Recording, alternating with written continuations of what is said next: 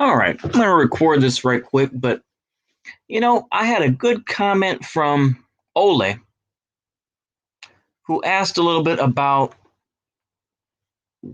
why I don't talk about the other BRICS countries. And I said,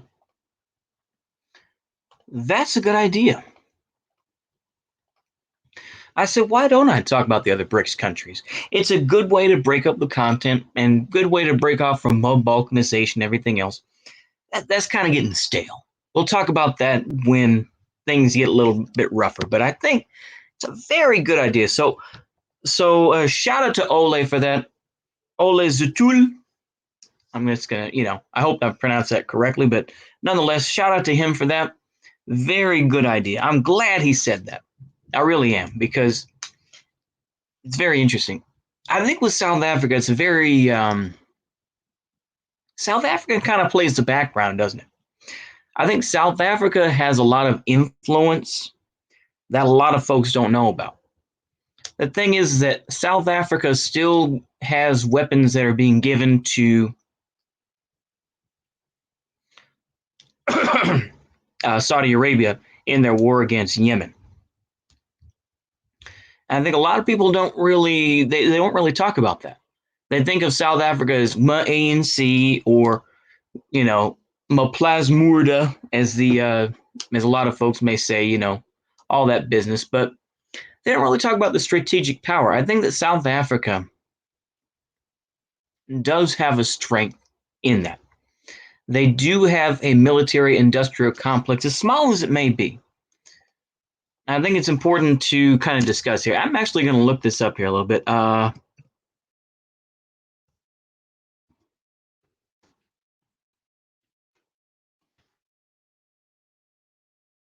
want to talk about this because, defense companies of South Africa. I want to look through this here. They've got quite a few here. So you got Arms Score. Let's see, what's Arms Score? When's that? Armaments Corporation of South Africa, established in 1968.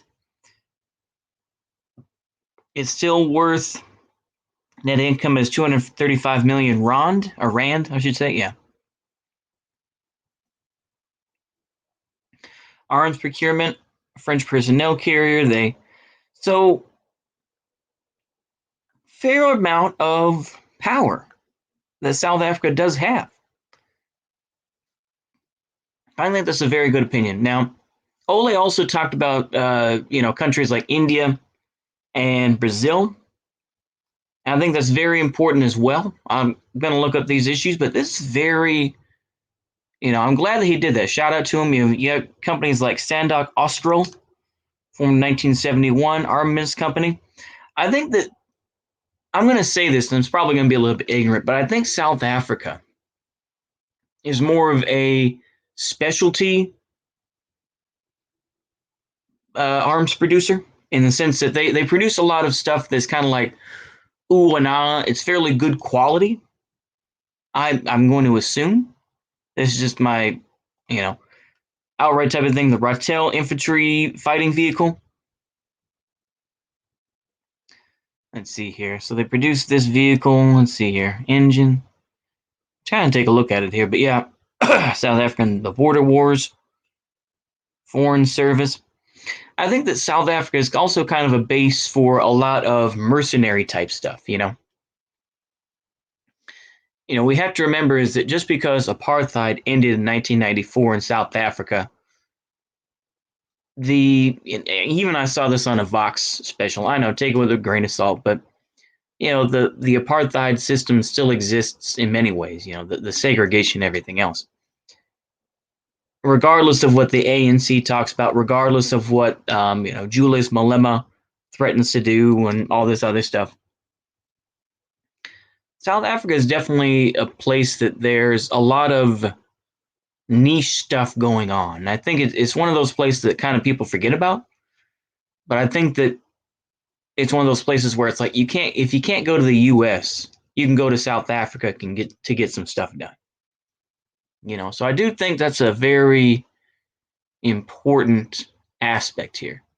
But remind me, please do, and please in the comments, if you see this again, Ole, please remind me in the comments to give my takes on that. In general, I think, though, is that the ANC and South Africa in general are not that much of a concern. It's the remnants of these companies owned by the white South Africans that definitely do and the mercenary outfits that I would assume are run out of South Africa, which are important and they do hold that value of depending on of third worldism and all that. They're the ones that are going to be putting down the rebels and whatnot. So I think that's an interesting thing to look at. But I'm glad that.